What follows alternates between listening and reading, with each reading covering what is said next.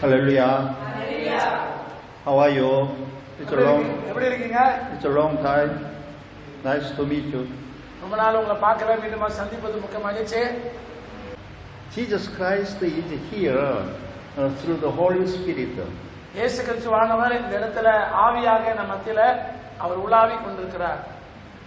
God bless you all. Let's pray today's word. Thank you, Father God, for your grace and unfailing love. You want all men to be saved, and you want us to come to a knowledge of the truth. So today we assemble together with an honest heart before you. We know that the salvation and hope come from you, our God. Please help us to know Jesus more accurately through the gospel. Please help us to know the heart of God through your word. Please help us also to know the will of God through your word. Father God, we want to be fully anointed with your Holy Spirit. At this time, please fill each of us with your Holy Spirit. We pray in the name of Jesus Christ, who redeemed us. Amen. Amen. Hallelujah. Hallelujah. From now on, I am going to preach the gospel for you.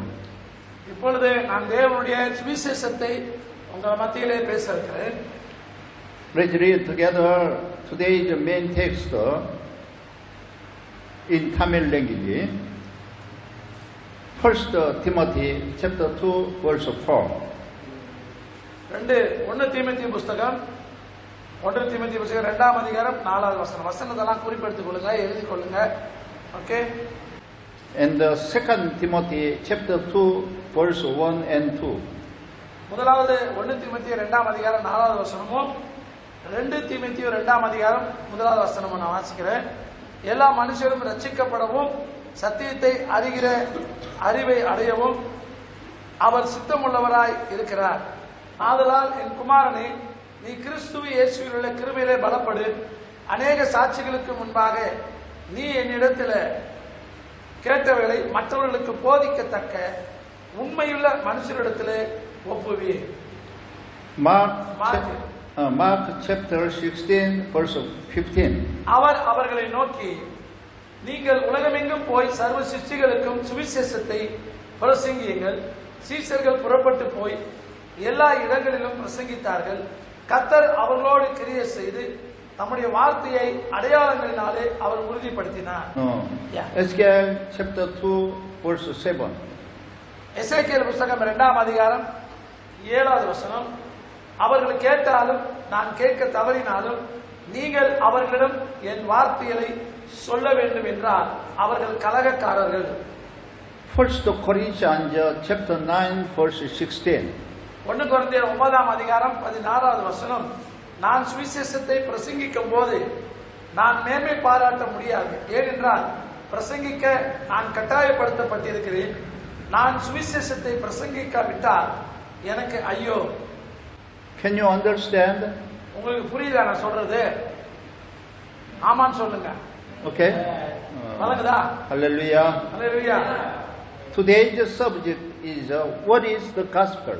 இந்த தேவ வார்த்தையில இருந்து நாம தேவனுடைய சுவிசேஷத்தை குறித்து நம்ம பார்க்க போகிறோம்.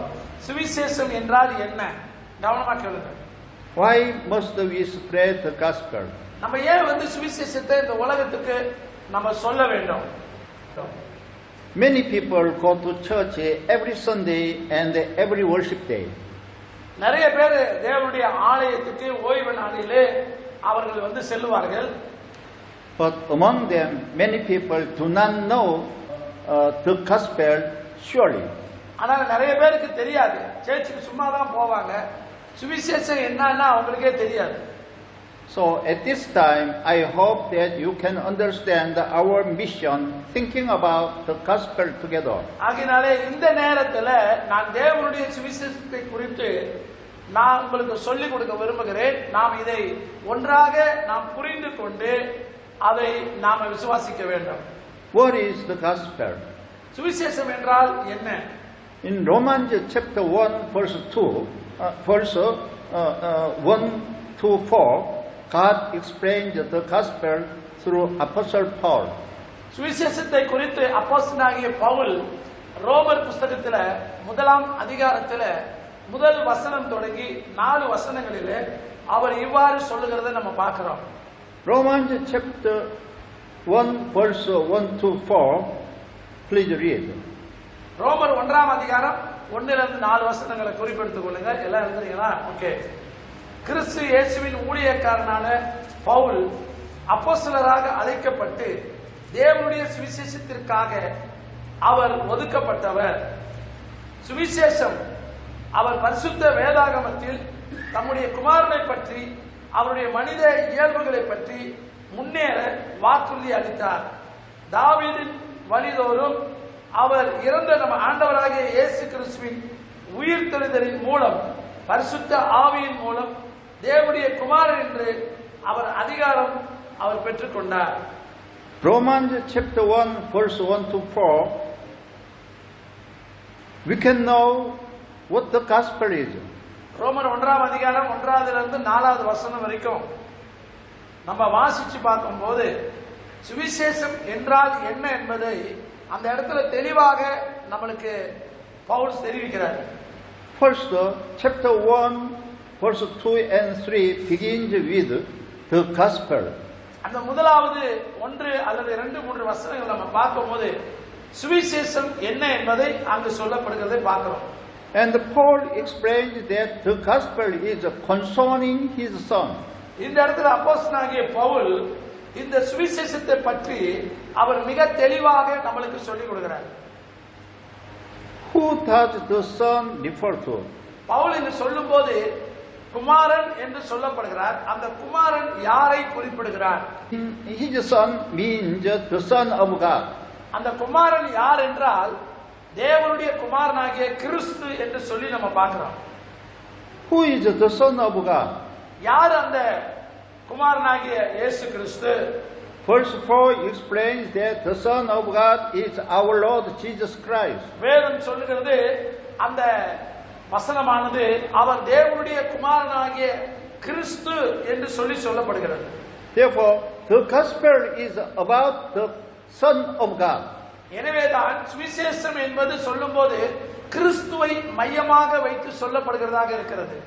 We can see through Romans chapter 1 verse 1 to 4 that the gospel is Jesus Christ our Lord. அதனால சற்று முன்பு நம்ம வாசித்த இந்த வேத பகுதிகளிலிருந்து ரோமர் 1ஆம் அதிகாரம் வசனம் 1லிருந்து 4 வரைக்கும் இயேசு கிறிஸ்துவை சுவிசேஷத்தை குறித்து அங்க நமக்கு மிகவும் தெளிவாக சொல்லப்படுகிறது.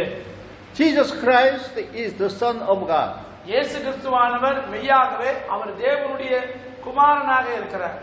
The gospel is concerning the son of God, Jesus Christ our Lord. சுவிசேஷம் என்பது தேவனுடைய குமாரனாகிய கிறிஸ்துவே தேவன் என்று நமக்கு வெளிப்படுத்துகிறது. John Gospel chapter 3 verse 16 read. யோவான் 3ஆம் அதிகாரம் 16வது வசனத்தில் சொல்லப்பட்டிருக்கிறது, தேவன் தம்முடைய ஒரே பேரான குமாரனை விசுவாசிக்கிறவன் எவனோ அவன் கெட்டுப் போகாமல் அவன் நித்திய ஜீவனை அடைய வேண்டும் என்று தேவன் இவ்வளவாய் அவர் உலகத்திலே அவர் அன்பு கூர்ந்தார் என்கிற அந்த வசனத்தை யோவான் 3:16 நீங்கள் வாசிக்க முடியும். God sent his one and only son to save all men. தேவன் இந்த உலகத்துக்கு தம்முடைய குமாரனை அனுப்பி உலகத்தில் இருக்கிற எல்லா மனிதர்களையும் காப்பாற்றுவதற்காக தன்னுடைய ஒரே பேரான குமாரனாகிய கிறிஸ்துவை அவர் அனுப்பினார். God gave his one and only son to save all men and to have eternal life. நித்திய வாழ்வை பெறும்படியாக ஆண்டவராகிய தேவன் தம்முடைய சொந்த குமாரனை அவர் இந்த உலகத்திற்கு அவர் அனுப்பினார். The Son of God came to this world in the flesh. ஆண்டவர் இந்த உலகத்திற்கு அவர் மாம்சத்திலே அவர் வெளிப்பட்டார். And he died in our place for our sins. அவர் மாம்சத்திலே வெளிப்பட்டதற்கு காரணம் என்னவென்றால் உங்களுடைய பாவத்துக்காகவும் என்னுடைய பாவத்திற்காகவும் அவர் இந்த உலகத்துக்கு மரிக்கும்படியாக வந்தார். The coming of Jesus, the Son of God, to this world is good news for everyone. ஆண்டவராகிய இயேசு கிறிஸ்துவாகிய குமாரனாகிய இந்த தேவன் இந்த உலகத்துக்கு வெளிப்பட்டதே நம்ம எல்லாருக்கும் ஒரு மிகப்பெரிய ஒரு நற்செய்தியாக அது இருக்கிறது. Anyone can be forgiven of their sins if they believe in Jesus, the Son of God. யாரெல்லாம் ஆண்டவராகிய இயேசு கிறிஸ்துவை அல்லது குமாரனாகிய கிறிஸ்துவை யாரெல்லாம் அவர்கள் நம்புகிறார்களோ அவர்கள் தங்களுடைய பாவங்களிலிருந்து மன்னிக்க பெற முடியும். Anyone who believes in Jesus can be saved from sin and punishment. அது மாத்திரமல்ல, யாரெல்லாம் இயேசுவை தங்களுடைய இருதயத்திலே அவர்கள் நம்பி ஆண்டவரிடத்தில் அவர்கள் வருகிறார்களோ அவர்கள் பாவத்தில் இருந்து மட்டுமில்ல, அவர்கள் தண்டனையில இருந்தும் கூட அவர்கள் காப்பாற்றப்படுகிறார்கள். The beginning of the gospel is the coming of Jesus Christ, the Son of God, to this world. ஆகையாலே ஆரம்பத்திலே ஆண்டவராகிய தேவன் இந்த உலகத்துக்கு அவர் மனுஷகுமாரனாக வருவதே அதனுடைய நோக்கமாக இருந்தது. Anyone who believes in Jesus Christ receives the forgiveness of his sins. ஆகையாலே யாரெல்லாம் இந்த ஆண்டவராகிய இயேசு கிறிஸ்துவை அவர்கள் விசுவாசிக்கிறார்களோ அவர்கள் தங்களுடைய பாவத்தில் இருந்து அவர்கள் மன்னிப்பை பெற்றுக் கொள்வார்கள். And anyone who believes in Jesus Christ is saved from his sins. அது மாத்திரமல்ல, பாவத்திலிருந்து முற்றிலுமாக அவங்க விடுவிக்கப்பட்டு அவர்கள் நீக்கப்பட்டு அவர்கள் ரட்சிக்கப்படுவார்கள். This is the good news. அதுதான் இந்த உலகத்துக்கு இயேசு கிறிஸ்துவின் மூலமாக வந்த நற்செய்தி என்று சொல்லுகிறோம். The gospel is Jesus Christ, and this gospel is called the good news. இயேசு கிறிஸ்துவே இந்த உலகத்துக்கு அவர் வந்ததினாலே இதுதான் நற்செய்தி அல்லது சுவிசேஷம் அல்லது குட் நியூஸ் என்று சொல்லுகிறோம். Why we call this the good news? ஏன் இதை நம்ம நல்ல செய்தின்னு சொல்றோம்? If we believe our sins are forgiven and we are saved from sin. நம்ம இயேசு கிறிஸ்துவை ஏன் விசுவாசிக்கணும் அப்படின்னு சொன்னா, நாம அவரை விசுவாசிக்கிறதுனால நம்முடைய பாவங்கள்ல இருந்து நம்ம மீட்கப்பட்டு நாம அந்த பாவத்துல இருந்து நாம விடுதலையாக்கப்படுகிறோம். No need for money, no need for good deeds. இதுல ரட்சிக்கப்படுவதற்கு, பாவம் மன்னிக்கப்படுவதற்கு இதுக்கு நாம பணம் கொடுக்க தேவையில்லை, இதற்கு நல்ல ஒரு அறிவு நமக்கு தேவையில்லை. Because we can be saved only by believing in Jesus Christ, the Son of God. இந்த ரட்சிப்பை அல்லது இந்த விடுதலையை நாம் பெற்றுக்கொள்ள வேண்டும் என்று சொன்னால் நாம் இயேசுவை நம்முடைய இருதயத்திலே நாம் விசுவாசிப்பதன் மூலமாக மட்டும்தான். Why must we believe in Jesus Christ? நம்ம ஏன் ஆண்டவராகிய இயேசு கிறிஸ்துவை நாம விசுவாசிக்கணும்? In Romans chapter 1 verse 16, God says to us, ஆண்டவர் சொல்லுகிறார், ரோமர் 1ஆம் அதிகாரம் 16வது வசனத்திலே தேவன் இப்படியாக சொல்லுகிறார். Romans chapter 1 verse 16, please read. ரோமர் 1:16ல நம்ம வாசிக்கும் போது, சுவிசேஷத்தை பற்றி நான் வெட்கப்படவில்லை, ஏனென்றால் அது முதலில் யூதருக்காகவும் பின்னர் புறஜாதிக்காகவும் விசுவாசிக்கிற ஒவ்வொருவருக்கும் ரட்சிப்புக்கான தேவனுடைய வல்லமையாக அது இருக்கிறது. The gospel is the power of God for the salvation of everyone who believes. இந்த சுவிசேஷத்தை நம்புகிற யாவரும் அவர்கள் ரட்சிக்கப்பட்டு அவர்கள் தேவனுடைய வல்லமையை பெற்றுக் கொள்வார்கள். It is God that saves everyone from sin. ஆண்டவர் எல்லாரையும் பாவத்தில் இருந்து அவர்களை காப்பாற்றக்கூடிய ஒரு ஆண்டவராக இருக்கிறார். The gospel is the power of God who saves everyone. இந்த சுவிசேஷமானது எல்லா மனிதருக்கும் ரட்சிக்கும் தேவனுடைய வல்லமையாக இருக்கிறது. With what does God save all the sinners? அதனால தேவன் எல்லா மனிதனுடைய பாவங்களையும் அவர் ரட்சிக்கிறவராக இருக்கிறார். How does God save all the sinners? தேவன் எப்படி எல்லா மனிதனுடைய பாவங்களையும் அவர் மன்னித்து அவர்களை காப்பாற்றுகிறார்? Does God save people through their good deeds? ஒருவேளை நம்ம மனுஷர்கள் ரொம்ப நல்ல காரியங்களை செய்கிறதுனால கடவுள் அவங்களை காப்பாத்துறாரா? No, கிடையாது. never through their good deeds. நல்ல காரியங்களை நீங்க செய்கிறதுனால கடவுள் உங்களையும் என்னையும் என்ன செய்ய மாட்டாரு? ரட்சிக்க மாட்டாரு. God save everyone from sin through His mercy and His grace. ஆண்டவருடைய கிருபையினாலும் அவருடைய இரக்கத்தின் நிமித்தமாகத்தான் தேவன் உங்களையும் என்னையும் ஆண்டவர் காப்பாற்றுகிறார். அவர் கைத்தடி கர்த்தர் நன்றி சொல்றார்.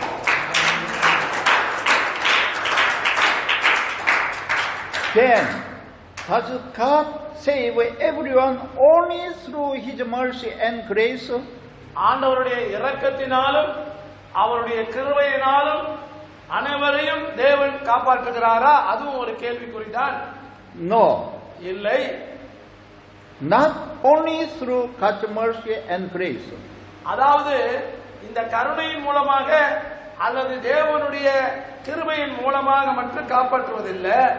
தேவன் அனைவரையும் காப்பாற்றுவதற்கு காரணம் என்னவென்றால் தேவனுடைய சுவிசேஷத்தின் மூலமாக மட்டும்தான் நாம் காப்பாற்றப்படுகிறோம். But God saved everyone only through the gospel.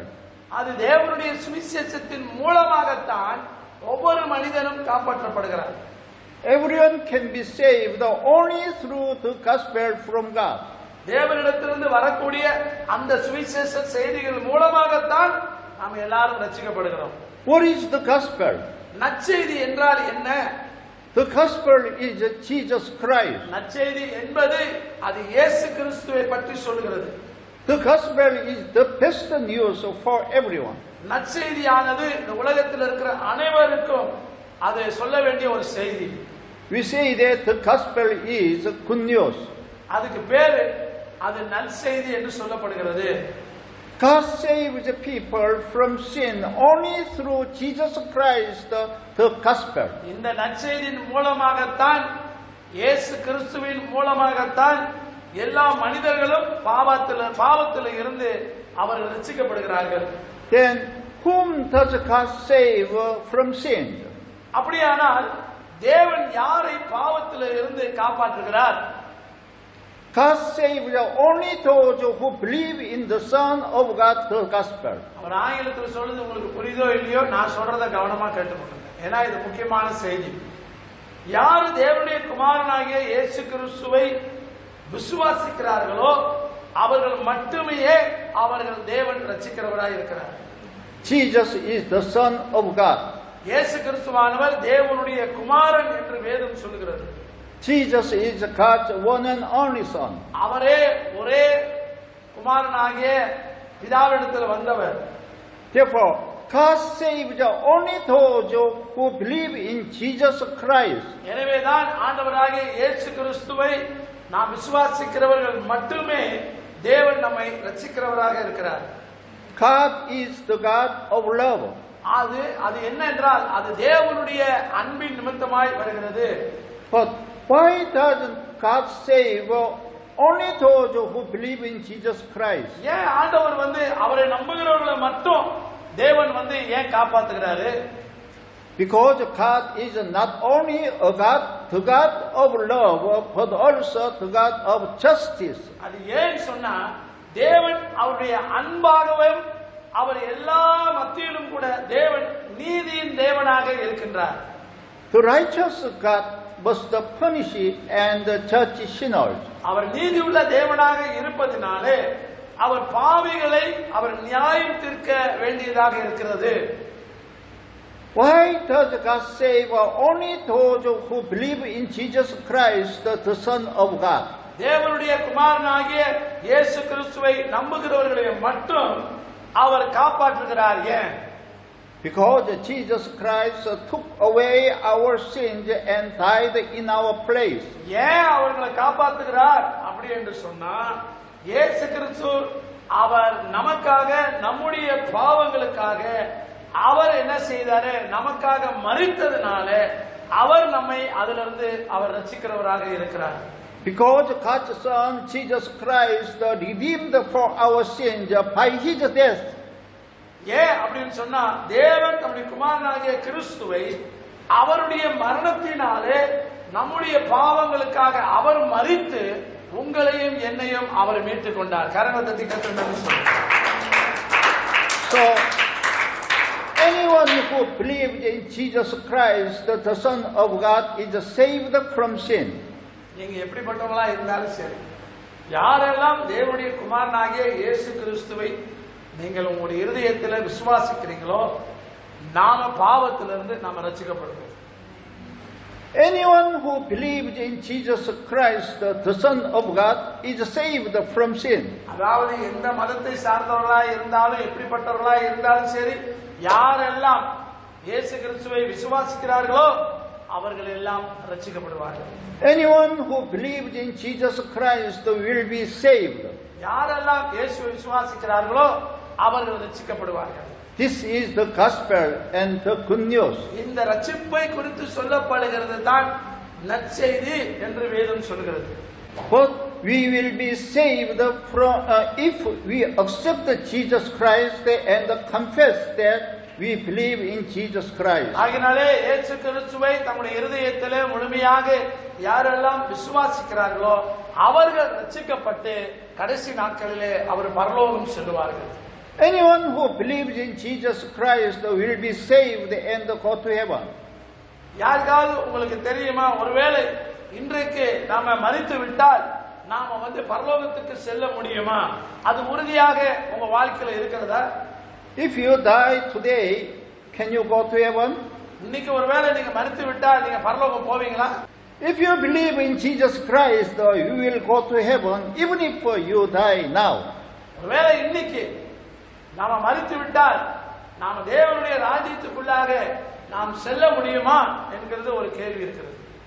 Even if you lack faith, if you acknowledge Jesus Christ as the Son of God and accept Him in your heart and believe in Him, you will go to heaven.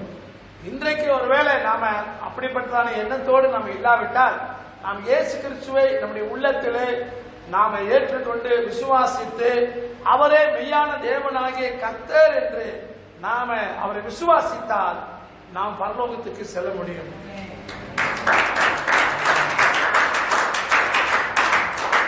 This is the gospel, the good news. பரலோகத்துக்கு செல்வதுதான், பாவம் மன்னிக்கப்படுவதுதான், ரட்சிக்கப்படுவதுதான், இதுதான் நற்செய்தி என்று சொல்லப்பட்டிருக்கிறது. Hallelujah. Hallelujah.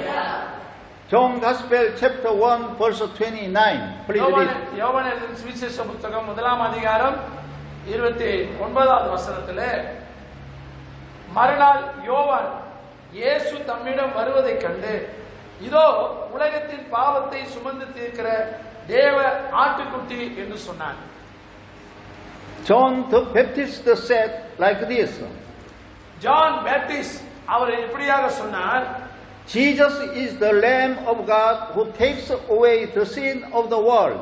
யோவான் எப்படி சொல்லுகிறார் என்று சொன்னார், இயேசு கிறிஸ்து இந்த உலகத்தை சுமந்து தீர்க்கிற தேவ ஆட்டுக்குட்டி, அதாவது பாவத்தை சுமந்து தீர்க்கிற தேவ ஆட்டுக்குட்டி என்று சொன்னார். Jesus redeemed for all the sins of the world by His death. இயேசு கிறிஸ்து தம்முடைய மரணத்தின் மூலமாக இந்த உலகத்தினுடைய எல்லா பாவங்களையுமே அவரே நீக்கினார். ஆமென் சொல்லுங்க. Who did this? இதை செய்தது யார் என்று சொன்னால், God the Father sent His only begotten Son Jesus into the world. பிதாவாகிய தேவன் தம்முடைய குமாரனை அனுப்பின அந்த ஒரே குமாரனாகிய இயேசு கிறிஸ்து ஒருவரே. கரங்களை தட்டி கர்த்தருக்கு சொல்லுங்க.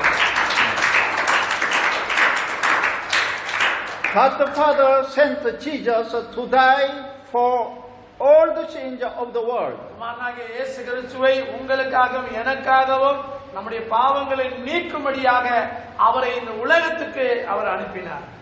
Isaiah chapter 53 verse 6 read.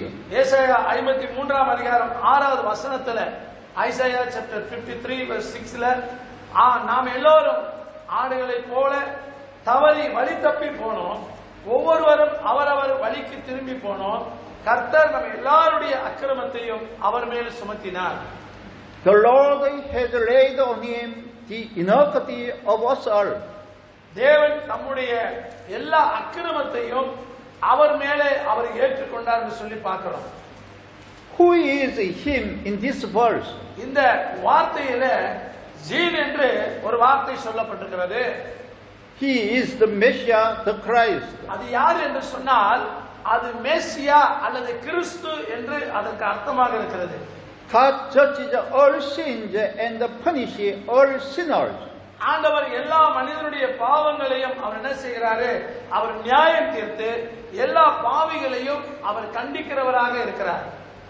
God placed our sins on His Son in order to save us, the sinners. ஆனாலும் பாவிகளாய் இருக்கிற உங்களையும் என்னையும் தேவன் நம்மை ரட்சிக்கும்படியாக நம்முடைய பாவங்களை ஆண்டவராகிய இயேசு கிறிஸ்து அவருடைய தோளின் மேலே அவர் வைத்துக் கொண்டார். The Son of God, Jesus, died in our place as a sin offering for our sins. ஆகையினாலே ஆண்டவராகிய இயேசு கிறிஸ்துவாகிய நம்முடைய குமாரனாகிய தேவன் நம்முடைய பாவங்களுக்காக அவர் நமக்காக பாவ நிவாரண பலியாக இயேசு கிறிஸ்து அவர் நமக்காக அந்த இடத்திலே அவர் மரித்தார். The Son of God, Jesus, died in our place as an atoning sacrifice for our sins. ஆகையினாலே தேவனுடைய குமாரனாகிய கிறிஸ்துவே நம்முடைய பாவங்களுக்காக அவர் பாவ பரிகாரியான பலியாக இயேசு கிறிஸ்து மரித்தார். God is the just God who must judge sin. ஆண்டவராகிய தேவன் அவர் ஒரு நீதியுள்ள ஒரு தேவனாக இருக்கிறார். அவர் பாவத்தை நியாயம் தீர்க்கக்கூடியவராக இருக்கிறார். God sent His Son as an atoning sacrifice to save us who are sinners. ஆனால் அவர் நீதியின் தேவன் பாவத்தை அப்படி நியாயம் தீர்க்கிறவர்களாய் இராதபடிக்கு பாவிகளாக நம்மை அவர் ரட்சிக்கும்படியாக தேவன் தம்மை அவருடைய குமாரனை இந்த உலகத்துக்கு அனுப்பி நமக்காக பாவ பரிகார பலியாக ஆனார். 1 John chapter 4 verse 9 and 10. 1 யோவான் புத்தகம் 4ஆம் அதிகாரம் 9வது வசனத்துல நீங்க வாசிக்கும் போது தேவன் தமக்குள்ளே நம்முடைய அன்பை காட்டினார். அவர் நம்முடைய ஒரே பேரான குமாரனை உலகத்திலே அவர் அனுப்பினார். நாம் கடவுளை நேசித்த அன்பு அல்ல, அவர் நம்மை நேசித்து நம்முடைய பாவங்களுக்காக பரிகார பலியாக நம்முடைய குமாரனை அவர் அனுப்பினார். We were sinners who became enemies of God because of our sin. நம்முடைய பாவத்தின் நிமித்தமாக நாம தேவனுக்கு முன்பதாக எப்படி இருக்கிறோம் என்று சொன்னால் அவருக்கு முன்பதாக நாம எல்லாரும் விரோதிகளாக இருக்கிறோம். காரணம் நமக்குள்ள பாவம் இருக்கிறதுனால. Jesus offered Himself for sinners as the peace offering to God. ஆகையினாலே நாம விரோதிகளாய் இருக்கிற இந்த சூழ்நிலையில ஆண்டவராகிய இயேசு கிறிஸ்து இந்த பாவிகளுக்காக ஆண்டவர் தாமே என்ன செய்தாரு? சமாதான பலியாக அவரை தம்மை தாமே அவர் ஒப்பு கொடுத்தார். ஆமென் சொல்லுங்க. Jesus offered Himself to reconcile the sinners to God. தேவன் பாவத்தில் இருக்கக்கூடிய மனுஷனோடு சமரசமாக அல்லது அவர்களோடு ஐக்கியம் கொள்வதற்காக தேவன் தாமே என்ன செய்தாரு? தன்னை தாமே அவர் ஒப்பு கொடுத்தார் சிலுவையில். 1 John chapter 2 verse 2. 1 யோவான் 2ஆம் அதிகாரம் 2வது வசனத்திலே நம்முடைய பாவங்களுக்கு பரிகார பலியாக ஆண்டவராகிய இயேசு கிறிஸ்து இருக்கிறார். நம்முடையது மட்டுமல்ல, முழு உலகத்தினுடைய பாவங்களுக்காகவும் அவர் அப்படி செய்தார். He is the atoning sacrifice for our sin. அவர் நம்முடைய பாவ பரிகார பலிக்காக அவர் நமக்காக என்ன செய்தாரு? பரிகார பலியாக மாற்றப்பட்டார். Jesus became the atoning sacrifice for our sin. இயேசு கிறிஸ்து நம்முடைய பாவத்திற்காக அவர் பரிகார பலியாக ஆக்கப்பட்டார். Jesus became the atoning sacrifice to reconcile us to God. தேவனுக்கும் நமக்கும் மறுபடியுமாக அந்த உறவு நமக்கு மறுபடியும் உண்டாக்கத்தக்கதாக தேவன் நமக்காக பரிகாரியாக அவர் நமக்காக மரித்தார். Jesus came to the world to be a ransom for all people. ஆண்டவராகிய தேவன் இந்த உலகத்தில் இருக்கக்கூடிய எல்லா மக்களையும் ரட்சிக்கும்படியாக அவர் ஒரு பொருளாக இந்த உலகத்திற்கு அவர் வந்தார். Mark chapter 10 verse 45. மார்க் எழுதின புத்தகம் 10ஆம் அதிகாரம் 45வது வசனத்துல மனுஷகுமாரனும் கூட ஊழியம் செய்ய வரவில்லை, ஊழியம் செய்யவும் அநேகரை மீட்கும் பொருளாக தம்முடைய ஜீவனை கொடுக்கவும் இயேசு வந்தார். The Son of Man came to give His life as a ransom for many. மனுஷகுமாரனாகிய இயேசு கிறிஸ்து இந்த உலகத்தில் இருக்கக்கூடிய எல்லாரையும் மீட்கும்படியாக அவர் தாமே தன்னுடைய இந்த உலகத்திற்கு ஒரு பொருளாக தன்னை உயிரை அவர் மாய்த்து கொண்டார். Who is the Son of Man in this verse? இந்த வசனத்தில் சொல்லப்பட்ட இந்த மனுஷகுமாரனாகிய யார் என்று சொல்லி நம்ம பார்க்கும்போது Jesus called himself the Son of Man. இயேசுவே சொல்லுகிறார் தன்னை அவர்தான் அந்த மனுஷகுமாரன் என்று சொல்லி. God accepted Jesus as the atoning sacrifice, a peace offering for our sins. அது மாத்திரமல்ல, ஆண்டவராகிய தேவன் நமக்காக இந்த பாவ நிவாரண பலியாக ஆக்கப்பட்டு நம்முடைய பாவங்களுக்காக அவர் சமாதான பலியாக ஆக்கப்பட்டார். Jesus became the atoning sacrifice to redeem us so that we could live. நாம் சுகமாக நன்றாக வாழ்வதற்காக, நம்மை மீட்பதற்காக இயேசு கிறிஸ்து நமக்காக அவர் பிராயச்சித்தம் பண்ணி நமக்காக அவர் சிலுவையிலே பலியானார். The Son of God came to this world in the flesh to become atoning sacrifice. தேவன் குமாரனாக அல்லது மாம்சத்திலே வெளிப்பட்டு இந்த உலகத்திலே நமக்காக அவர் பரிகார பலியாக மாற்றப்பட்டார். The reason why we say that Jesus is the gospel. அதனால்தான் நாம் என்ன சொல்லுகிறோம்? ஆண்டவராகிய இயேசு கிறிஸ்து இந்த உலகத்துக்கு வந்த நற்செய்தி என்று சொல்லுகிறோம். Therefore, God does not save us except through Jesus Christ, the gospel. இந்த நற்செய்தி அல்லது இயேசு கிறிஸ்துவை விசுவாசிக்கிற அந்த நற்செய்தியின் மூலமாகத்தான் நமக்கு ரட்சிப்பு இந்த உலகத்தில் இருக்கிறது. அதை தவிர வேற எந்த வழிகளிலும் நமக்கு ரட்சிப்பு கிடையாது. God does not forgive our sins except through Jesus Christ, the gospel. இயேசு கிறிஸ்துவின் மூலமாக நம்முடைய பாவங்கள் மன்னிக்கிறது இருக்கிறதே தவிர வேற எந்த வழியும் நம்முடைய பாவத்தை மன்னிப்பதற்கு வழி கிடையாது. God does not forgive the sins of those who do not believe in Jesus Christ. ஆகையால யாரெல்லாம் இயேசுவை நம்பலையோ அவங்களுடைய வாழ்க்கையில அவங்களுடைய பாவங்கள் மன்னிக்கப்படுவதும் கிடையாது. God does not save those who do not believe in Jesus Christ. யாரெல்லாம் இயேசு கிறிஸ்துவை நம்பாதவர்கள் இருக்கிறார்களோ அவர்கள் காப்பாற்றப்படுவதும் இல்லை.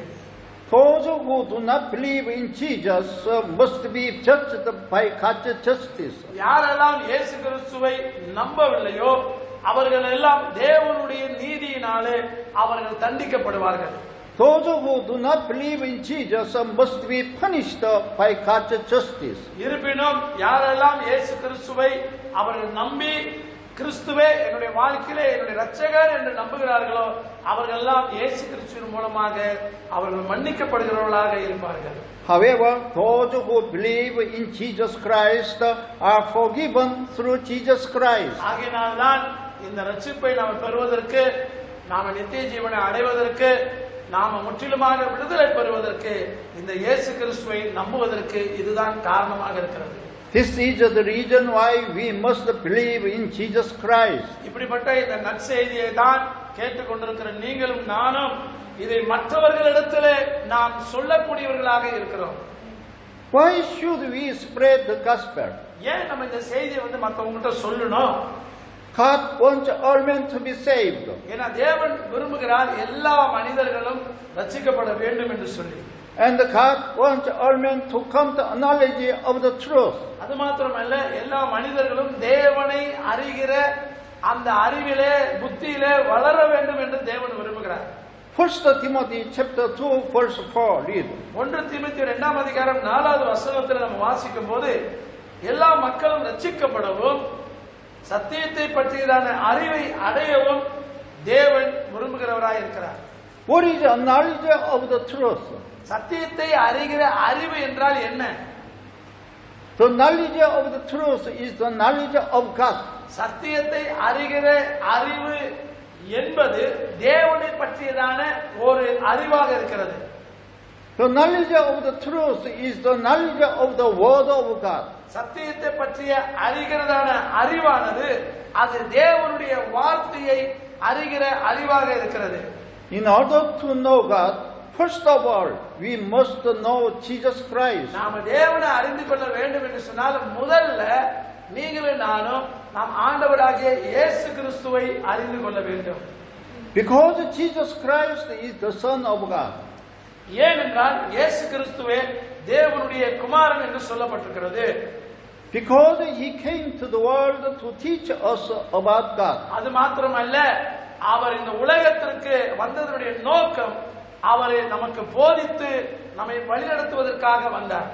Therefore, the knowledge of the truth is the knowledge of Jesus Christ. எனவேதான் நாம் சத்தியத்தை பற்றியதான அறிவை ஆண்டவராகிய இயேசு கிறிஸ்துவின் மூலமாக நாம தெரிந்து கொள்வதும் அவரை அறிந்து கொள்வதுமாய் இருக்கிறது. It is God's will to save the whole world. ஆகையினாலே இந்த உலகம் முழுவதும் ரட்சிக்கப்பட வேண்டும் அல்லது காப்பாற்றப்பட வேண்டும் என்பதுதான் தேவனுடைய விருப்பமாக இருக்கிறது. All the people must know Jesus to be saved from their sins. எல்லா மக்களும் பாவத்திலிருந்து ரட்சிக்கப்பட வேண்டும், மனம் திரும்பப்பட வேண்டும் என்று சொன்னால் எல்லாரும் இயேசு கிறிஸ்துவை கண்டிப்பாக அவர்கள் அறிந்திருக்க வேண்டும். Jesus commanded his disciples to preach the gospel to save all people. எல்லா மக்களும் ரட்சிக்கப்பட வேண்டும், காப்பாற்றப்பட வேண்டும் என்று சொன்னால் மக்களாக இருக்கிற நீங்களும் நானும் ஆண்டவராகிய இயேசு கிறிஸ்து சொன்னார், இந்த நற்செய்தியை இந்த உலகத்துக்கு நீங்க பிரசங்கிக்கணும்னு சொல்லி சீடர்களுக்கு அவர் கட்டளையிட்டார். Go into all the world and preach the gospel to all creation. உலகத்துல இருக்கிற சர்வ சிருஷ்டிக்கும் நீங்க உலகம் எங்கும் போய் அவர்களுக்கு இதை பிரசங்கியுங்கள் என்று சொன்னார். அதான் இப்ப நாங்க பிரசங்கிட்டு இருக்கிறோம். Mark chapter 16 verse 15 and 20. Mark புத்தகம் 16ஆம் அதிகாரம் 15வது வசனம். அந்த வசனம் இப்படி சொல்லுகிறது, அவர் அவர்களை நோக்கி, நீங்கள் உலகம் எங்கும் போய் சர்வ சிருஷ்டிகளுக்கும் சுவிசேஷத்தை பிரசங்கியுங்கள். Go into all the world and preach the gospel to all creation. சீஷர்கள் எல்லா இடத்துக்கும் புறப்பட்டு போய் எல்லா இடங்களிலும் அவர்கள் பிரசங்கித்தார்கள். And verse 20. 20வது வசனம். Then the disciples went out and preached everywhere, and the Lord worked with them and confirmed his word by the signs that accompanied it.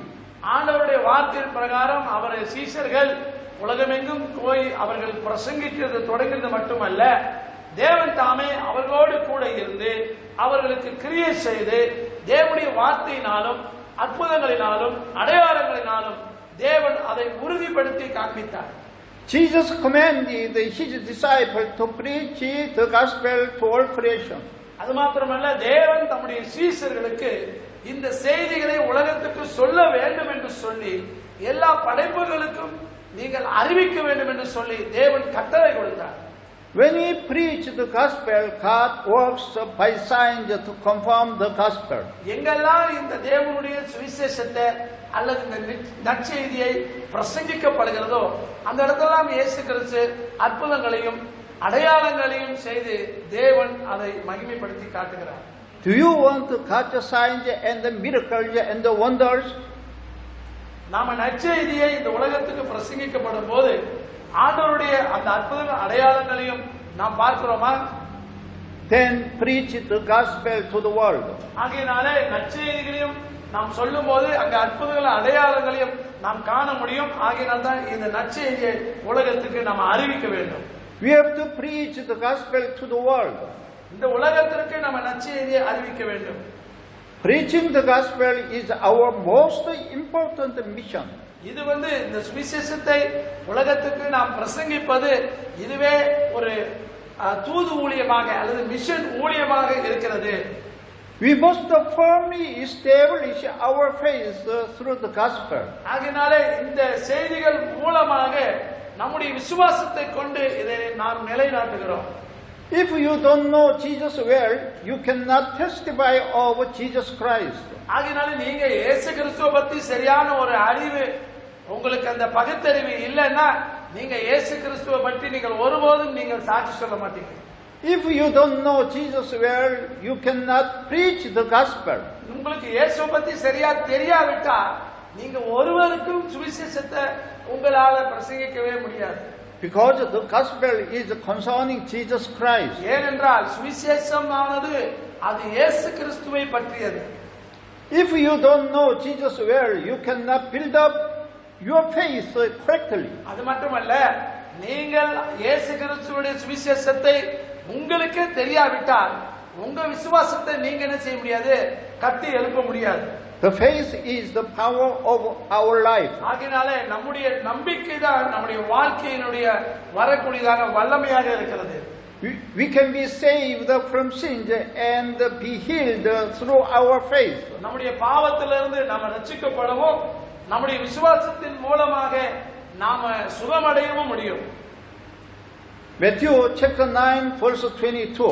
மத்தேயு புத்தகத்துல 9ஆம் அதிகாரம் 22வது வசனம், இயேசு திரும்பி அவளை பார்த்து, உன் நம்பிக்கை உன்னை குணமாக்கி விட்டது, அந்த நேரத்தில் அந்த பெண் குணமடைந்தாள் என்று சொல்லி பார்க்கிறோம். And verse 29. 29வது வசனமும், அவர்கள் கண்களை தொட்டு உன் நம்பிக்கையின்படியே உனக்கு செய்யட்டும் என்றார். We can endure all distress and persecution by our faith. நம்முடைய விசுவாசத்தின் மூலமாகவும் நம்முடைய நம்பிக்கையின் மூலமாகவும் நம்முடைய வரக்கூடிய எல்லா பிரச்சனைகளையும் நாம அதை தாங்க முடியும். And we can overcome everything by our faith. நம்முடைய விசுவாசத்தின் மூலமாக நமக்கு வரக்கூடிய எந்த பிரச்சனையா இருந்தாலும் சரி, அதை நாம் வெற்றி கொள்வதற்கு நம்மளால முடியும். After the Apostle Paul met the resurrected Jesus, he knew Jesus correctly. அப்போஸ்தலனாகிய பவுல் அவர் இயேசு கிறிஸ்துவை அறியறதுக்கு முன்பதாக மிக மோசமானவராக இருந்தார். ஆனால் அவர் இயேசுவை அறிந்த போது அவருடைய உயிர் தெழுந்த அந்த வல்லமையோடு கூட அவர் சரியாக அறிந்திருந்தார்.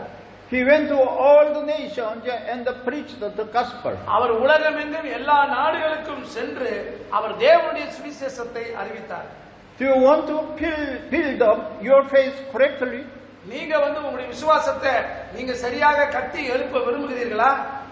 Then you must know accurately Jesus who is the gospel. அப்படியானால் நீங்க தேவனுடைய நற்செய்தி என்ன என்பதை நீங்கள் சரியாக துல்லியமாக நீங்கள் புரிந்து கொண்டிருக்க வேண்டும். And you have to believe in Jesus Christ accurately. நீங்க கரெக்டாக நீங்க இயேசு கிறிஸ்துவை நீங்க நிச்சயமாக நீங்க அதை அறிந்திருக்க வேண்டும்.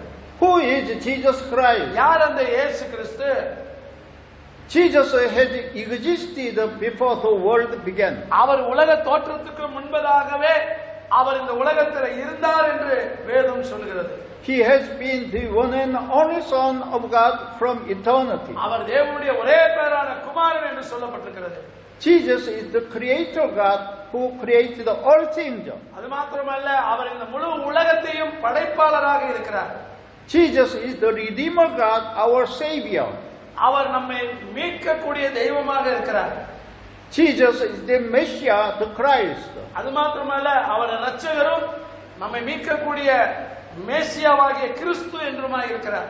This is Jesus that we all believe in. ஆகையினாலே நாம எல்லாரும் அந்த இயேசுவை தான் நாம் நம்ப வேண்டியவர்களாக இருக்கிறோம். Hallelujah. Hallelujah. We think that all church members believe in Jesus Christ. ஆகையினால் தான் எல்லா சபைக்கு போகக்கூடியவர்கள் நம்முடைய ஆண்டவராகிய இயேசு கிறிஸ்துவை அவர்கள் நம்புகிறவர்களாய் காணப்படுகிறார்கள், சபைக்கு போகிறவர்கள். But actually they do not know well the gospel, our Lord Jesus Christ. ஆனா சபைக்கு போறவங்க எல்லாரும் இயேசுவை அறிஞ்சு சபைக்கு போறாங்கன்றது அர்த்தம் இல்ல. அநேகரை நீங்க பாத்தீங்கன்னா இயேசு கிறிஸ்துவை அறியாம தான் சபையில போய் உட்கார்ந்து இருப்பாங்க. உண்மையா இயேசு கிறிஸ்து யாருன்னு தெரியாம இருக்கும். We must know the gospel accurately. நமக்கு சபைக்கு நம்ம வரோம் அப்படின்னு சொன்னா நமக்கு இயேசு கிறிஸ்து யார் என்று சொல்லி நமக்கு சரியா தெரிஞ்சிருக்கணும். அப்பதான் நம்முடைய விசுவாசத்துல நம்ம சரியா இருப்போம். But there are too many members who do not know the gospel for sure. இந்த நல்ல செய்தியை அல்லது இயேசு கிறிஸ்துவை இந்த அறிகிற அறிவில அநேகர் சரியான ஒரு நிலையில இல்ல. அவர் உறுதியாக அறியாதபடினால சும்மா சபையில ஒரு அங்கத்தினரா அமர்ந்திருப்பாங்க. Now I am going to conclude the word. ஆகையினாலே இப்பொழுது நான் கடைசியாக நான் தேவனுடைய வார்த்தையை நான் முடிக்க இருக்கிறேன். God wants all men to be saved. ஆண்டவர் எல்லா மனிதரும் ரட்சிக்கப்பட வேண்டும் என்று விரும்புகிறார். And God wants all men to come to a knowledge of the truth. அது மாத்திரமல்ல, எல்லா மனிதர்களும் சத்தியத்தை பற்றிய அறிவை அடைய வேண்டும் என்று தேவன் விரும்புகிறார். Therefore we must preach the gospel at any time, at any place. ஆகையினாலே நீங்க ஆண்டவருடைய வார்த்தைகளை எந்த இடத்திலும் எல்லா இடங்களிலும் நீங்க தேவனை குறித்ததான செய்திகளை சொல்லக்கூடியவர்களா இருக்க வேண்டும். The only church members preached that Jesus is the Messiah. ஆரம்பகால திருச்சபையில் உள்ளவர்களை நம்ம பார்க்கிறோம். அவர்கள் நல்ல ஒரு விசுவாசிகளாக இருந்தார்கள். இயேசு கிறிஸ்துவே மேசியா என்று அவர்கள் பிரசங்கித்தார்கள். Apostle chapter 5 verse 20. Please read. அப்போஸ்தலர் 5ஆம் அதிகாரம் 20வது வசனத்திலே அவர்கள் தேவனுடைய ஆலயத்திலே நீதிமன்றங்களில் நின்று இந்த புதிய வாழ்க்கையை பற்றி மக்களுக்கு சொல்ல அவர்கள் கடந்தார்கள். This word of life is the gospel, the story about Jesus Christ. இந்த வாழ்க்கையானது அவங்களுடைய வார்த்தையானது இயேசு கிறிஸ்துவை பற்றி அவர்கள் சொன்ன ஒரு செய்தியாக இருக்கிறது. பல இடங்களிலே கோவில்களிலும் நீதிமன்றங்களிலும் அவர்கள் சொன்னார்கள். Apostle chapter 5 verse 42. Please read. அப்போஸ்தலர் 5ஆம் அதிகாரம் 42வது வசனம். நாளுக்கு நாள் கோவில் நீதிமன்றங்களிலும் வீடு வீடாகவும் இயேசுவே மேசியா என்ற நற்செய்தியை போதிப்பதையும் அறிவிப்பதையும் அவர்கள் நிறுத்தவே இல்லை. What we should do first is only preaching the gospel toward the world. நம்ம முதல்ல நம்ம செய்ய வேண்டிய விஷயம் என்ன அப்படின்னு சொன்னா, இந்த உலகத்திற்கு இந்த நல்ல செய்தியை நாம் பிரசங்கிக்கக்கூடியவர்களாக இருக்க வேண்டும். This is the reason why we must live, because this is God's work. இதற்காகத்தான் நீங்கள் நானும் இந்த பூமியிலே நம்ம வாழ வேண்டும். ஏனென்றால் இது தேவனுடைய வேலை. This is the purpose of our life and our mission for God. இது ஆண்டவர் நமக்கு கொடுத்த பணியாக இருக்கிறது. இது தேவனுடைய நோக்கமாக இருக்கிறது. கர்த்தர் உங்களையும் என்னையும் ரட்சித்து இந்த இடத்துல வச்சிருப்பது. Living for God means living for the gospel. நாம தேவனுக்காக வாழ்வது இந்த உலகத்துக்கு நாம நற்செய்தியை சொல்வதற்காக. Jesus commanded his disciples. அதனால இயேசு கிறிஸ்து கூட தம்முடைய சீடர்களுக்கு இதைத்தான் அவர் கட்டளையிட்டார். Go into the world and preach the gospel to all people before his ascension. நீங்க உலகமெங்கும் போய் சென்று தேவன் அவர் பரலோகத்துக்கு எடுத்துக்கொள்வதற்கு முன்பதாக அவர் எல்லா மக்களுக்கு முன்பதாக நீங்க தேவனுடைய செய்தியை சொல்லுங்கன்னு சொன்னார். Matthew chapter 28 verse 19. Please read. 28ஆம் அதிகாரம் வசனம் 19ல ஆகையால் நீங்கள் போய் எல்லா ஜாதிகளையும் சீஷராக்கி அவர்களுக்கு பிதா குமாரன் பரிசுத்தாவின் நாமத்தினாலே அவர்களுக்கு ஞான ஸ்நானம் கொடுங்கள் என்று சொன்னார். Go and make disciples of all nations. எல்லா தேசத்துக்கும் நீங்க போய் அவர்களை சகலரையும் சீஷராக மாற்றுங்கள் என்று சொன்னார். Mark chapter 16 verse 15. மார்க் 16:15லும் கூட அவர் அவர்களை நோக்கி நீங்கள் உலகமெங்கும் போய் சகல சிற்றிகளுக்கும் நற்செய்தியை பிரசங்கியுங்கள் என்றார். Go into all the world and preach the good news to all creation. உலகமெங்கும் சென்று சர்வ சிருஷ்டிக்கும் நீங்கள் தேவனுடைய இந்த நற்செய்தியை நீங்க சொல்லுங்கள் என்று சொன்னார். Jesus is God's one and only Son. என்னன்னு சொல்லணும்? தேவனுடைய குமாரனாகிய கிறிஸ்து ஒருவரே இரட்சகர் என்று சொல்ல வேண்டும். Father God sent his Son into the world for us. அதற்காகத்தான் பிதாவாகிய தேவன் தம்முடைய குமாரனை இந்த உலகத்துக்கு அவர் அனுப்பினார். The Son of God came with flesh into the world as a ransom for many. தேவனுடைய குமாரனாகிய இந்த கிறிஸ்து இந்த உலகத்தில் இருக்கிற எல்லாரையும் மீட்கும்படியாக அவர் மாம்சத்தில் வெளிப்பட்டார். Why did the Son of God come to this world in the flesh?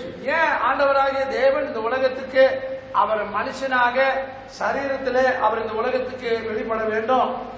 It was to shed blood and die on the cross for our sins. அவர் மாம்சத்தில் வெளிப்பட்டது மட்டுமல்ல, அவர் உலகத்தில் இருக்கிற எல்லா பாவங்களுக்காக அவர் சிலுவையை சுமந்து தன்னுடைய இரத்தத்தை சிந்தி சாவதாக அவர் இருந்தார். We must die physically because of our sins. நாம செய்த பாவத்தினால நாம இந்த உடல் ரீதியாக நாம மரிக்க வேண்டியவர்களாக இருந்தோம். But Jesus came in the flesh to die in our place. ஆனால் நம்முடைய மரணத்துக்கு பதிலாக ஆண்டவராகிய இயேசு கிறிஸ்து அவர் சிலுவையிலே நமக்காக மரித்தார். கை தட்டி கர்த்தருக்கு நன்றி சொல்லுவோம். Why Jesus came in the flesh? ஏன் ஆண்டவர் சரீரத்தில் மாம்சத்தில் வெளிப்பட்டார் என்றால், it is because blood must be shed. ஏனென்றால் அவருடைய ரத்தம் இந்த பூமியிலே சிந்தப்பட வேண்டும். And the blood must become a peace offering, a sin offering to God. ஏன்னா ரத்தம் சிந்துதல் இல்லாமல் பாவ மன்னிப்பு இல்லை. ஆகையினாலே இந்த ரத்தமானது நமக்காக சமாதான பலியாக தேவன் இந்த உலகத்துக்கு நமக்காக பாவ நிவாரண பலியாக அவர் நமக்காக கொடுத்தார். Jesus died as an atoning sacrifice for us. இயேசு நமக்காக இந்த உலகத்திலே அவர் பாவ பரிகார பலியாக அவர் வந்தார். And Jesus resurrected for us and ascended to the heaven. அது மாத்திரமல்ல, அவர் நமக்காக மரித்து அவர் உயிர்த்தெழுந்து அவர் பரலோகம் சென்றவராக இருக்கிறார். ஒரு ஆமென் சொல்லுவோம். Jesus will come again for judgment at the last day. கடைசி நாள்ல ஆண்டவராகிய இயேசு கிறிஸ்து அவர் திரும்ப வரப்போகிறாரு. யாரெல்லாம் ரட்சிக்கப்படலையோ ரட்சிக்கப்பட்டிருக்காங்களோ அவங்க ரெண்டு பேரையுமே அவர் நியாயம் தீர்க்க வருகிறார்.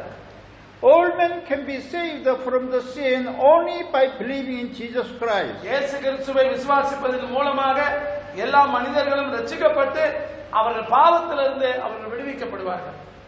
Whoever believes in Jesus Christ shall not perish but have eternal life. யாரெல்லாம் இயேசு கிறிஸ்துவை விசுவாசிக்கிறார்களோ அவங்க அழிந்து போகாமல் அவர்கள் நித்திய ஜீவனை பெற்றுக் கொள்வார்கள். This is the good news for us. இது நமக்கு கொடுக்கப்பட்ட நல்ல செய்தி. We call this good news the gospel. இந்த சுவிசேஷத்தை தான் நல்ல செய்தி என்று நம்ம சொல்லுகிறோம். We are not saved by doing something great. நாம பெரிய பெரிய காரியம் செய்யறதுனால நம்ம ரட்சிக்கப்பட முடியாது. But we are saved by accepting Jesus and believing in Jesus Christ. நாம வெறுமனமே ஆண்டவராகிய இயேசு கிறிஸ்துவை நம்முடைய உள்ளத்துல முழுமையாக நாம் விசுவாசித்து அவரே தேவன் என்று நாம் ஏற்றுக்கொண்டால் நீங்களும் நான் ரட்சிக்கப்படுவோம். How good news is this for us? இது எவ்வளவு ஒரு நல்ல செய்தி நம்மளுக்கு. Preaching the gospel must be the purpose of our life and our mission. இந்த நல்ல செய்தியை நம்ம மட்டும் வச்சுக்காம இதை மற்றவங்ககிட்டையும் அவங்க கிட்ட நம்ம சொல்லவும் நம்முடைய வாழ்க்கையில இது ஒரு பணியாக ஒரு நோக்கமாக நாம் வைத்துக் கொள்ள வேண்டும். God wants all men to be saved and to come to a knowledge of the truth. ஆகையால இந்த நல்ல செய்திகள் மூலமாக எல்லா மனிதர்களும் ரட்சிக்கப்படுவதற்காக God commanded us to preach the gospel whether people would listen or not. ஆகையாலே எல்லா மனிதர்களும் ரட்சிக்கப்பட வேண்டும் என்று தேவன் அவர்களை இப்படியாக அவர் கேட்டுக்கொண்டார். We must speak the gospel whether they listen or fail to listen. அவங்க இந்த வசனத்தை கேட்கிறார்களோ இல்லையோ, ஆனாலும் இந்த செய்திகளை நாம அவர்களுக்கு பிரசங்கிக்கிறவர்களாக நாம இருக்கின்றோம். When he preached the gospel, the Holy Spirit works to make people believe. ஆகையால பரிசுத்த ஆவிக்குள்ளாக இந்த செய்திகளை நாம் அவங்களுக்கு பிரசங்கிக்கப்படும் போது அவர்கள் நிச்சயமாகவே அவர்கள் கேட்டு ரட்சிக்கப்படுவர்களாக இருப்பார்கள். It is not speaking well and impressing people to make them believe. ஆகையாலே இந்தபடியான காரியங்களை அவங்களுக்கு நாம சொல்லும் பொழுது அவர்கள் நிச்சயமாகவே அவர்கள் தன்னுடைய இருதயத்திலே அவர்களை ஏற்றுக்கொள்ளக்கூடியதான ஒரு வாய்ப்பு உண்டாகும். It is not I, but the Holy Spirit who works to make them believe. ஆகையாலே பரிசுத்த ஆவியானவர் தாமே அவர்கள் ரட்சிக்கப்படக்கூடியதான அந்த வழிகளை அவர் உண்டாக்குவார். If a person does not hear about Jesus Christ and does not believe in him, he will be judged and punished by God. யாரெல்லாம் அப்படி அவங்க ஆண்டவராகிய இயேசு கிறிஸ்துவை அவர்கள் விசுவாசிக்கவில்லையோ ஏற்றுக்கொள்ளவில்லையோ தேவனாலே அவர்கள் ஒரு நாள் நிச்சயமாகவே அவர்கள் தண்டிக்கப்படுகிறவர்களாக இருப்பார்கள். But God will require his blood at our hands who do not preach the gospel. ஆகையால நிச்சயமாக நாம அவர்களுக்காக நாம் என்ன செய்ய வேண்டும்? இந்த காரியத்தை குறித்து நாம் அவர்களுக்காக சுவிசேஷத்தை சொல்ல வேண்டும். The early church members preached every day that Jesus is the Christ. ஆரம்பகால திருச்சபை அவர்கள் ஒவ்வொரு நாளும் தேவனுடைய அவர்கள் சத்தியத்தை பிரசங்கித்தவர்களாக இருந்தார்கள். Apostle chapter 5 verse 42 please. அவர்கள் நாளுக்கு நாள் தேவனுடைய ஆலயத்திலும் நீதிமன்றங்களிலும் வீடு வீடாகவும் இயேசு கிறிஸ்துவே அவர் நற்செய்தி என்று போதிப்பதையும் அறிவிப்பதையும் அவர்கள் நிறுத்தாமல் இருந்தார்கள். We all must preach that Jesus is the Son of God. அவர்கள் தேவனுடைய குமாரன் கிறிஸ்து என்று சொல்லி அவர்கள் பிரசங்கித்தார்கள். And we must preach that Jesus is the Christ. இயேசு கிறிஸ்துவே மெய்யான தேவனுடைய குமாரன் என்று பிரசங்கித்தார்கள். The Apostle Paul teaches that we must preach the gospel inevitably. அவர்கள் எப்பொழுதும் தேவனுடைய வார்த்தையை சுவிசேஷத்தை அவர்கள் தவிர்க்க முடியாமல் எப்பொழுதும் பிரசங்கித்துக் கொண்டவர்களாகவே அவர்கள் போதிக்கிறவர்களாகவே இருந்தார்கள். The apostle said, "Woe to us if we do not preach the gospel." நாம அப்போஸ்தலனாகிய பவுல் சொல்லும்போது நாம் சுவிசேஷத்தை பிரசங்கிக்காவிட்டால் நமக்கு ஐயோ அப்படி என்கிற ஒரு கேள்விக்குறி இருக்கிறது. And he said, if we spread the gospel, we will have a reward. ஆகையாலே நாம தேவனுடைய சுவிசேஷத்தை இந்த உலகத்துக்கு நாம சொல்லும்போது அதனாலே நமக்கும் பலன் கிடைக்கிறதா இருக்கிறது. Do you want to have a reward from God? நீங்க தேவனிடத்திலிருந்து அந்த காரியத்தை பெற்றுக்கொள்ள இருக்கிறீங்களா? Then preach the gospel. நீங்க ஆண்டவரிடத்திலிருந்து அப்படிப்பட்ட ஒரு ரிவார்டு உங்களுக்கு வேணும்னா நீங்க தேவனுடைய சத்தியத்தை குறித்து பிரசங்கிங்க. 1 Corinthians chapter 9 verses 16 and 17, please read. 1 கொரிந்தியர் 9ஆம் அதிகாரம் வசனம் 16 17. நான் சுவிசேஷத்தை பிரசங்கிக்கும் போது நான் மேன்மை பாராட்ட முடியாது.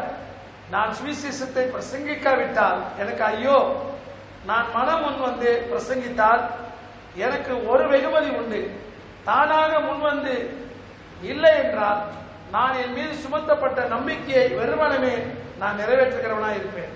Apostle Paul ordered Timothy to teach the gospel to faithful people.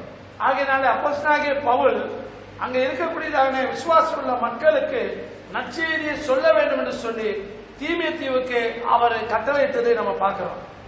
He said that then they would be able to teach the gospel other people. அப்பொழுது அவர்கள் மற்றவர்களுக்கு இந்த வார்த்தை குறித்து அவர்கள் பிரசங்கிக்க முடியும். We must preach the gospel to unbelievers so that we can be saved. ஆகையாலே நம்ம அவிசுவாசிகளுக்கு இந்த காரியத்தை குறித்து நம்ம பேசும்போது அவர்கள் ரட்சிக்கப்படுவார்கள். We must also teach the gospel to those who have already received the salvation by believing in Jesus Christ. ஆகையாலே யாரெல்லாம் இந்த விசுவாசத்தை குறித்து நம்ம சொல்றோமோ அவர்கள் நிச்சயமாய் ரட்சிக்கப்படுவார்கள். Because they will also preach the gospel to others. ஏனென்றால் மற்றவர்களுக்கு அது பிரசங்கிப்பதனாலே அவர்கள் அந்த செய்தியை கேட்பதனாலே. So I want to preach the gospel wherever I go. ஆகையால்தான் நான் எங்கு சென்றாலும் சுவிசேஷத்தை நான் பிரசங்கிக்க நான் விரும்புகிறேன்.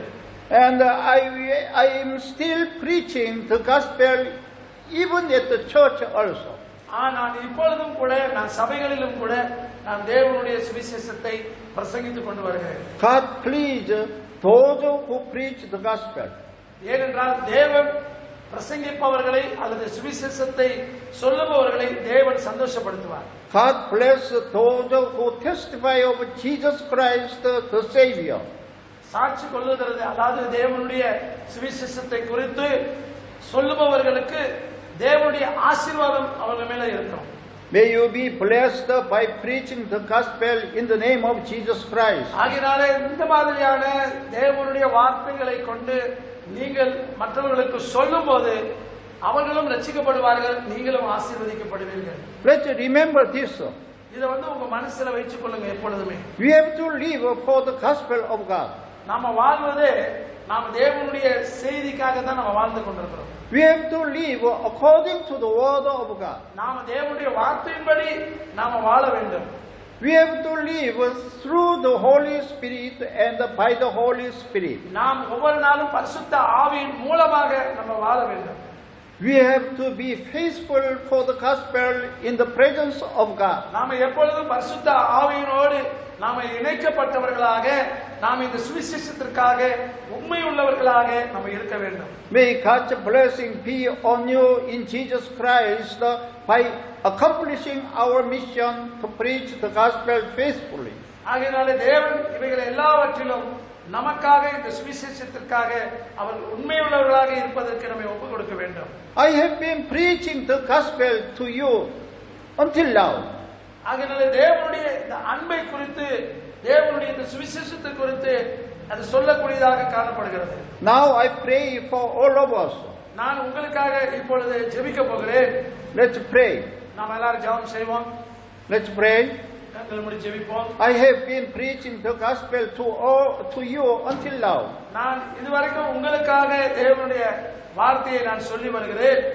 Wherever the gospel is preached, the God's wonders and miracles appear. எங்கெல்லாம் ஆண்டவருடைய இந்த இந்த சுவிசேஷ செய்தி பிரசங்கிக்கப்படுகிறதோ அங்கெல்லாம் அற்புதங்களும் அடையாளங்களும் கண்டிப்பாய் நடக்கும். ஜெபம் பண்ணுவோம். In this place there is also the healing anointing of the Holy Spirit. இந்த இடத்துல பரிசுத்த ஆவியின் அபிஷேகமும் அவருடைய குணப்படுதலும் இந்த இடத்துல இருக்கிறது. God is here in our midst and in this place. தேவன் நம் மத்தியிலே நடுவிலே வாசமாய் இருக்கிறார். The Holy Spirit is moving here to touch and heal you all. ஆவியானவர் தாமே இந்த இடத்துல அசைவாடுகிறபடினாலே அவர் உங்களை தொட்டு உங்களை சுகமாக்குவதற்கு இந்த இடத்துல வந்திருக்கிறார். May you be free from troubles in the name of Jesus Christ. நீங்கள் ஆண்டவராகிய இயேசு கிறிஸ்துவினாலே உங்களுடைய பிரச்சனைகளிலிருந்து நீங்கள் விடுபடுவீர்கள். May you be healed from all disease in the name of Jesus Christ. நீங்கள் ஆண்டவராகிய இயேசு கிறிஸ்துவின் நாமத்தினாலே நீங்கள் உங்களுடைய எல்லா நோய்களிலிருந்தும் கூட ஆண்டவர் உங்களை விடுவிப்பாராக. May you blessed fully at any time, at any place by Jesus, our King, our Lord. நம்முடைய ராஜாவாகிய கர்த்தராகிய இயேசு கிறிஸ்துவின் மூலமாக நாம் எல்லா நேரத்திலும் எந்த இடத்திலும் நாம் முழுமையாக ஆசீர்வதிக்கப்படுவோம். In the mighty name of our King Jesus Christ. இயேசு கிறிஸ்துவின் வல்லமையான நாமத்திலே நம்முடைய ராஜாவாகிய இயேசு கிறிஸ்துவின் மூலமாக In the mighty name of our Lord Jesus Christ. நம்முடைய கர்த்தராகிய இயேசு கிறிஸ்துவின் மகத்தான நாமத்திலே அப்படி நடக்கும். May your life be blessed. உங்களுடைய வாழ்க்கை ஆசீர்வதிக்கப்படும். May your health be blessed. உங்களுக்கு ஆரோக்கியம் உண்டாகும். May your finance be blessed. உங்களுடைய பொருளாதாரம் ஆசீர்வதிக்கப்படும். May your family be blessed. உங்கள் குடும்பம் ஆசீர்வதிக்கப்படும். May your children be blessed. உங்கள் பிள்ளைகளும் ஆசீர்வதிக்கப்படுவார்கள். Father God, please touch us with your love through the Holy Spirit. பிதாவாகிய தேவனே பரிசுத்த ஆவியின் மூலமாக உம்முடைய அன்பினாலே எங்களை தொடும்படியாய் செபிக்கிறோம். Please fill with your love for all of us. தயவு செய்து நீங்கள் எங்கள் அனைவரிடமும் உங்களை அன்பினாலே நிரப்புங்கள். Please fill us with all good things for us. தயவாக எங்களுக்கு எல்லா நல்ல விஷயங்களை நல்ல காரியங்களை எங்கள் வாழ்க்கையிலே நீங்கள் நிரப்பும்படி செபிக்கிறோம். Please guide our life. நல்ல வாழ்க்கை எங்களுக்கு காட்டும்படி செபிக்கிறோம்.